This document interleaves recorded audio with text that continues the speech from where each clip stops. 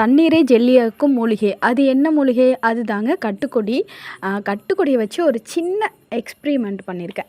என்ன அப்படின்னா, அது நெறைய பேத்துக்கு தெரியும். பட் நான் வந்து அதுலேருந்து கத்துக்கணும் அப்படின்றக்காக பச்சை இலைகள கரைச்சு தான் இந்த மாதிரி ஊத்துனா ஜெல்லி மாதிரி வரும். இதுவே காஞ்ச இலைகள காய வச்சு அத பவுட்ரு பண்ணி யூஸ் பண்ணா எப்படி இருக்கும் அப்படின்னு சொல்லிட்டு செக் பண்ணலாம் அப்படின்ட்டு தான் ஃபஸ்ட்டு அந்த காய வச்சத பவுட்ரு பண்ணி இந்த மாதிரி ஃபில்டரே பண்ணாம அப்படியே ஊத்தி வச்சுட்டேங்க.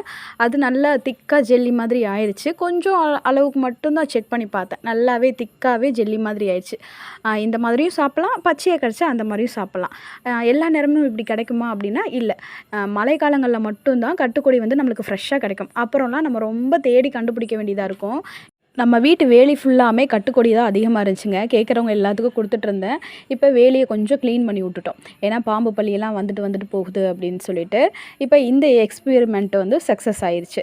கிடைக்கும்போது ஃப்ரெஷ்ஷாவும், கிடைக்காதப்ப நம்ம காய வச்சு பவுடர் மாரியும் யூஸ் பண்ணிக்கலாம் அப்படின்ட்டு. அப்பப்போ வந்து ஒரு ஸ்பூன் எடுத்து கலக்கி இந்த மாதிரி ஜெல்லி மாரி பண்ணி சாப்பிட்டுக்கலாம். இதில் என்ன மருத்துவ பயன்கள் இருக்குது அப்படின்னா, உடல் சூட்டை தணிக்கக்கூடிய தன்மையும், ஆண்மை பிரச்சனைக்கும் ரொம்பவே பெஸ்ட்டு இந்த கட்டுக்கொடி. விந்தணுவை வந்து கெட்டிப்படுத்தக்கூடிய தன்மை வந்து இதில் அதிகமாக இருக்குது.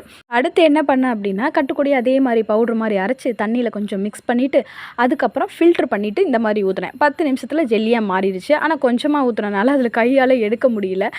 2 எக்ஸ்பெரிமெண்ட்டும் சக்ஸஸ் ஆயிடுச்சு. 2மே ட்ரை பண்ணி பார்த்தாச்சு. நம்ம காய வச்சு பவுட்ரு பண்ணி ஃபில்டர் பண்ணி யூஸ் பண்ணிக்கலாம். இல்லை ஃபில்டர் பண்ணாமல் சும்மா தண்ணியில் கரைச்சும் யூஸ் பண்ணிக்கலாம். கட்டுக்கொடியிலே வந்து 2 வகை இருக்குங்க. ஒன்று வந்து சிறு கட்டுக்கொடி, பெரு கட்டுக்கொடி அப்படின்னு சொல்லிட்டு. பெரு கட்டுக்கொடி அப்படிங்கிறது கிளுகிளுப்ப காயோட கொடி மாதிரியே இருக்கும்.